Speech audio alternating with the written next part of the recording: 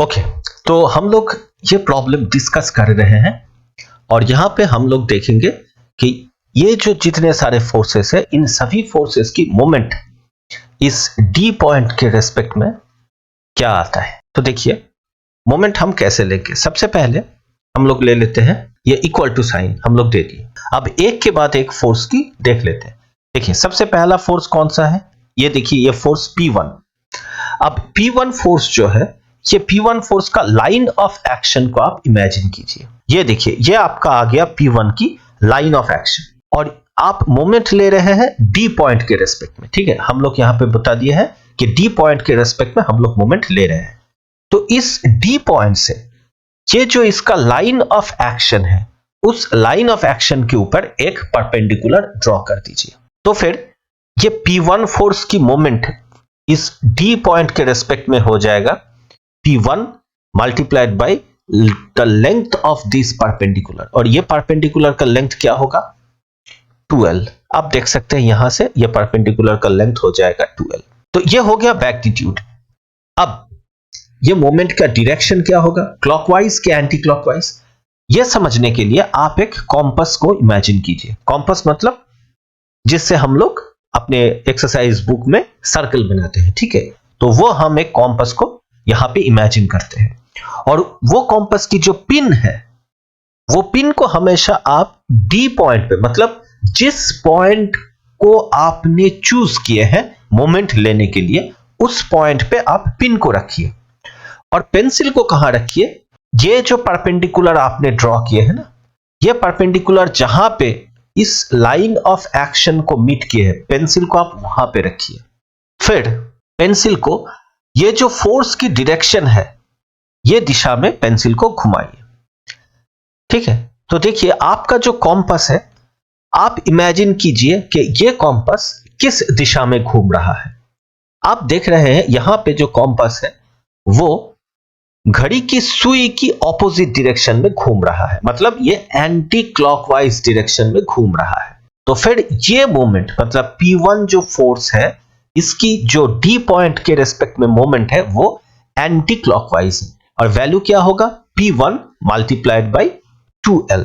क्योंकि ये anti clockwise है, देखिए हमने यहां पे चूज किया है कि इक्वल्स टू साइन की राइट साइड में हम लोग एंटी क्लॉकवाइज मोमेंट को लिखेंगे। तो हम यहां पे लिख देते हैं P1 मल्टीप्लाइड बाय 2L। ठीक है, तो ये बन गया P1 फोर्स की मोमेंट हमने ले ली डी पॉइंट के रेस्पेक्ट में। फिर हम लोग ले लेते हैं ये जो RA जो फोर्स है, रिएक्शन फोर्स, इसका मोमेंट हम लोग ले लेते हैं।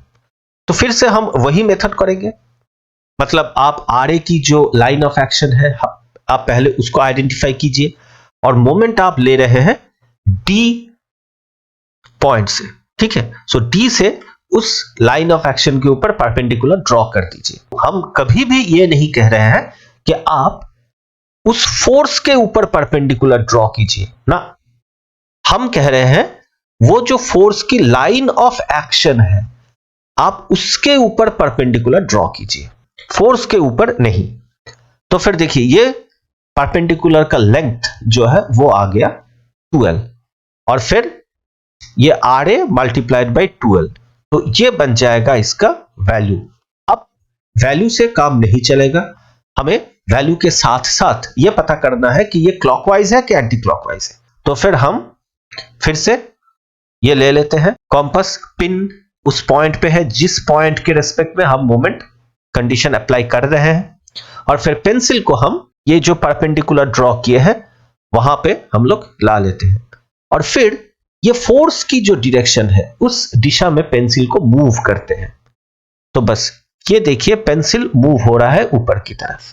तो पेंसिल क्योंकि ऊपर की तरफ मूव हो रहा है, अब गौर से देखिए ये पेंसिल क्लॉकवाइज घूम रहा है। तो फिर आप इसको इक्वल्स टू के इस साइन में दे दीजिए क्योंकि ये क्लॉकवाइज है। तो यहां पे हम दे देते हैं RA मल्टीप्लाइड बाय 12। तो ये हमारा मोमेंट हो गया RA का और P1 का। फिर नेक्स्ट फोर्स कौन सी है, चलते हैं P2 फोर्स के लिए और फिर वही प्रोसीजर फॉलो करते हैं। देखिए ये बन गया इसकी लाइन ऑफ एक्शन P2 का। आप मोमेंट ले रहे हैं D के रेस्पेक्ट में, तो D से इस लाइन के ऊपर एक परपेंडिकुलर ड्रॉ कर दीजिए। तो फिर ये P2 का मोमेंट हो गया P2 multiplied by this length, that means P2 multiplied by L plus 0.5L, that is P2 multiplied by 1.5L। ठीक है, अब ये बन गया मोमेंट। मैग्नीट्यूड तो ये है, अब डायरेक्शन क्या है, ये क्लॉकवाइज है कि एंटी क्लॉकवाइज है, तो उसके लिए हम लोग फिर से कॉम्पास ले लेते हैं यहां, और देखिए अब इस पेंसिल को हम लोग घुमा देते हैं P2 के डायरेक्शन। तो देखिए ये पेंसिल, ये जो कॉम्पास है, ये किस दिशा में घूम रहा है, आप देख सकते हैं ये काउंटर क्लॉकवाइज घूम रहा है। तो फिर ये वैल्यू मतलब P2 का जो मोमेंट है with respect two point D, ये एंटी क्लॉकवाइज है। तो हम इसको लिख देते हैं इक्वल्स टू के राइट साइड में प्लस दे करके कि P2 मल्टीप्लाइड बाय 1.5L, क्योंकि P2 है फोर्स का वैल्यू और 1.5L है ये जो परपेंडिकुलर है इसका लेंथ, तो फोर्स मल्टीप्लाइड बाय डिस्टेंस, और ये एंटी क्लॉकवाइज है।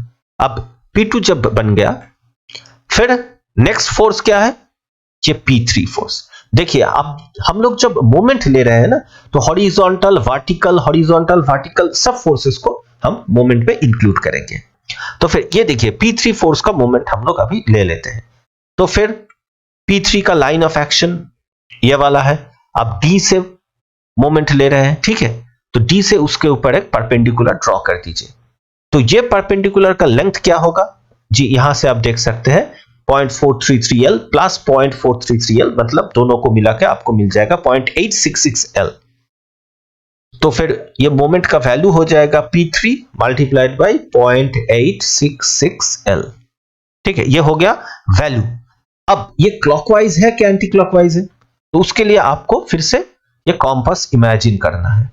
अब ये कॉम्पास जब आप यहां पे रखेंगे और ये पेंसिल है, पेंसिल को आप किस दिशा में घुमाएंगे, P3 जिस डायरेक्शन में है तो उसको रोटेट करने की कोशिश कीजिए। ठीक है, जब भी आप इसको रोटेट करने की कोशिश करेंगे, देखिए ये जो कॉम्पास है ये क्लॉकवाइज घूम रहा है, तो फिर ये P3 का moment with respect to D clockwise है, और क्योंकि ये क्लॉकवाइज है तो फिर ये वैल्यू आएगा यहां पे, मतलब इज इक्वल्स टू के लेफ्ट साइड में। ठीक है, तो हम उस वैल्यू को हम लिख देते हैं P3 मल्टीप्लाइड बाय 0.866L। ठीक है, अब हम चलते हैं हमारे नेक्स्ट जो फोर्स है उस फोर्स की तरफ। तो फिर देखिए अब हमारे नेक्स्ट फोर्स क्या है, P4। तो हम बिल्कुल उसी तरह से P4 का ये बन गया लाइन ऑफ एक्शन, पॉइंट है D जिसके रेस्पेक्ट में हम मोमेंट ले रहे हैं, तो D से परपेंडिकुलर खींच देते हैं, और देखिए ये परपेंडिकुलर की वैल्यू आ गया 0.433L। तो फिर मोमेंट का वैल्यू होगा P4 multiplied by 0.433L। Clockwise है कि एंटी क्लॉकवाइज है, इसके लिए हम फिर से ये कॉम्पास को यहीं पे रख देते हैं D, और फिर पेंसिल यहां पे है। अब पेंसिल को घुमाइए P4 की तरफ, तो देखिए कॉम्पास किस दिशा में घूम रहा है, आप देख सकते हैं ये एंटी क्लॉकवाइज में घूम रहे हैं। तो फिर हम कह सकते हैं कि P4 मल्टीप्लाइड बाय 0.433L, ये जो मोमेंट है P4 का मोमेंट, ये एंटी क्लॉकवाइज है, तो फिर हम उसको यहां पे इक्वल टू के राइट साइड में लिखेंगे। तो फिर हम इसको लिख देते हैं P4 मल्टीप्लाइड बाय 0.433L। अब देखिए यहां पे ये P5, HD और RD, ये जो तीनों फोर्सेस है, ये तीनों फोर्सेस की लाइन ऑफ एक्शन जो है ना, ये तीन फोर्सेस की लाइन ऑफ एक्शन ये D पॉइंट से ही निकलता है। अगर किसी फोर्स का लाइन ऑफ एक्शन कोई पॉइंट से निकलता है, तो फिर उस पॉइंट की रेस्पेक्ट में उस फोर्स की मोमेंट का वैल्यू 0 आएगा, क्योंकि आप समझ सकते हैं, क्योंकि उस पॉइंट से आप उस लाइन के ऊपर कोई परपेंडिकुलर नहीं ड्रॉ कर सकते, या तो आप ये कह सकते हैं कि जो परपेंडिकुलर आप ड्रॉ करेंगे उसका लेंथ 0 हो जाएगा। तो मोमेंट क्या है, force multiplied by perpendicular distance. अब ये परपेंडिकुलर डिस्टेंस जब 0 बन जाएगा तो मोमेंट बन जाएगा 0। इसीलिए यहां पे P4, HD और RD, ये तीनों फोर्सेस की moment with respect two point D will be 0।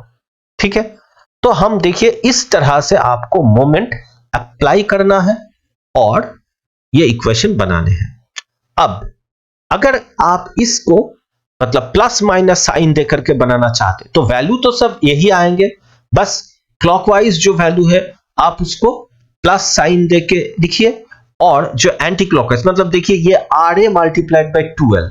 ठीक है, तो ये क्या होगा, ये क्लॉकवाइज है, तो आप इसको लिखिए plus R A multiplied by 12, और फिर ये P1 मल्टीप्लाइड बाई 12, ये वाला आप देख सकते हैं कि ये एंटी क्लॉकवाइज है, तो आप इसको माइनस साइन देकर के लिखिए P1 मल्टीप्लाइड बाई 12, और बिल्कुल उस तरह से P2, P3, P4, P5 इन सब फोर्सेस की वैल्यू, P5 तो खैर 0 होगा, तो इन सब की मोमेंट की वैल्यू या तो प्लस या तो माइनस करके आप लिख दीजिए, और ये सारे लिखने के बाद उसको आप लिख दीजिए 0। ठीक है, तो उस तरह से भी आप यहां पे जो आपका मोमेंट कंडीशन है आप वो लगा सकते हैं। और एक बात देखिए, हमने यहां पे डी पॉइंट को रैंडमली चूज किए थे, आर्बिट्ररी चूज किए थे। ठीक है, तो अगर आप चाहते हो कि नहीं मुझे बी पॉइंट के रेस्पेक्ट में ये इक्वेशन बनाने हैं, तो आप बना सकते हो। आप सी के रेस्पेक्ट में बना सकते हो, आप ई के रेस्पेक्ट में, आप ए के रेस्पेक्ट में, या तो आप कहीं बाहर के कोई पॉइंट आप अगर अपनी मर्जी से आप चूज कर लेते हो, तो आप उस पॉइंट के रेस्पेक्ट में भी आप ये मोमेंट ले सकते हो। इसमें आपको कोई परेशानी नहीं है, आपकी मन मर्जी है। लेकिन हम जब मैथ्स करते हैं ना, तो ज्यादातर हम ये जो सपोर्ट पॉइंट्स है, ये सपोर्ट पॉइंट्स के रिस्पेक्ट में ही हम लोग हमेशा मोमेंट्स को ले लेते हैं। ठीक है, तो देखिए ये तो हमारा बन गया अपना ये मोमेंट कंडीशन। तो गौर से इस वीडियो को आप लोग देख लीजिए, बार बार पॉज कीजिए, रिवाइंड कीजिए, क्योंकि मोमेंट लेने में बहुत सारे बच्चे को बहुत सारे प्रॉब्लम्स होते हैं। या तो मोमेंट लेने में प्रॉब्लम है, और या तो मोमेंट ले लेते हैं लेकिन उसका डायरेक्शन आप ठीक से कर नहीं पाते।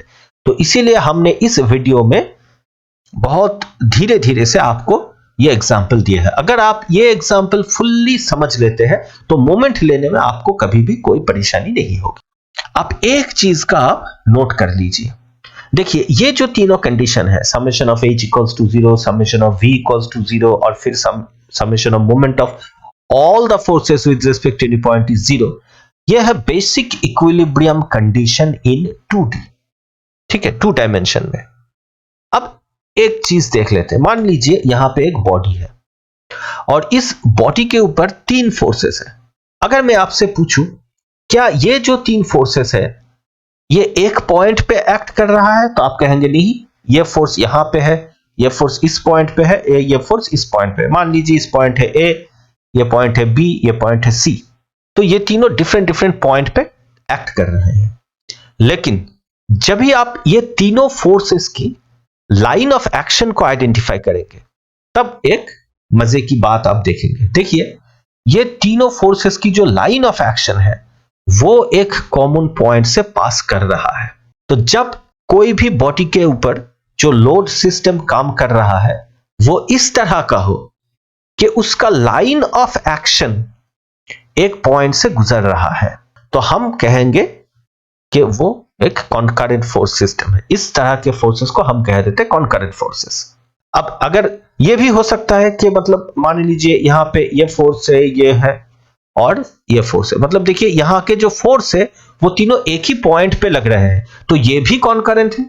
लेकिन अगर फोर्सेस डिफरेंट पॉइंट्स पे भी लग रहे हैं तब भी ये फोर्सेस को हम कॉन्करेंट फोर्सेस कहेंगे, अगर इनके लाइन ऑफ एक्शन जो है वो एक कॉमन पॉइंट से पास कर रहा है। जब भी ये बॉडी कोई कॉन्करेंट फोर्सेस पे सब्जेक्टेड है और फिर ये बॉडी इक्विलिब्रियम में है, तब जाके आपको सिर्फ 2 ही इक्विलिब्रियम कंडीशन अप्लाई करने हैं, क्योंकि तब जाके ये summation of moment equals to 0 ये कंडीशन नहीं आएगा।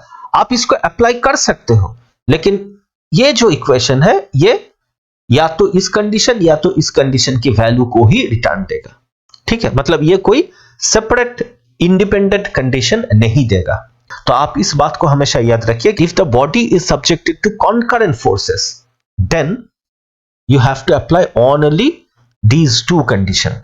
However, if there is another force here, तब ये पूरा जो फोर्स सिस्टम है ना ये बन गया नॉन कॉन्करेंट फोर्सेस। अब देखिए यहां पे हम ये नहीं कहेंगे कि जी नहीं यहां पे ये तीनों फोर्सेस कॉन्करेंट है लेकिन ये फोर्सेस नॉन कॉन्करेंट है। जी नहीं, कॉन्करेंट या नॉन कॉन्करेंट ये किसी 2-3 फोर्सेस को हम नहीं कहते, सब फोर्सेस, जितने फोर्सेस उस बॉडी के ऊपर काम कर रहे हैं, सारे फोर्सेस को मिला के हम बोलते हैं या तो ये कॉन्करेंट है या तो नॉन कॉन्करेंट है। तो देखिए यहां पे जो चारों फोर्सेस है, ये चारों मिलके बॉडी को इक्विलिब्रियम में रख रहा है, तो हम इसे कहेंगे these are non concurrent force system. जब भी ये body non concurrent force system में सब्जेक्टेड होगा तो फिर हम उसको लिख देंगे, ये कंडीशन एडिशन आ जाएगा। तो हमेशा याद रखिए कि ये जो इक्विलिब्रियम कंडीशन है ना, summation of H equals to 0, V equals to 0 और M इक्वल्स टू 0, ये तीनों कंडीशन एप्लीकेबल तब होगा, ये तीनों कंडीशन तब एप्लीकेबल होगा जब the body is subjected to non concurrent forces. और अगर कॉन्करेंट है तो बस आप सिर्फ ये दोनों ले लीजिएगा, ठीक है। तो बस हम इक्विलिब्रियम यहीं पे समाप्त करते हैं और आने वाले वीडियो में हम इस इक्विलिब्रियम कंडीशन को अप्लाई करके बहुत सारे न्यूमेरिकल्स सॉल्व करेंगे। आप बस उनको देखते जाइए, ठीक है। तो मिलते हैं नेक्स्ट वीडियो में।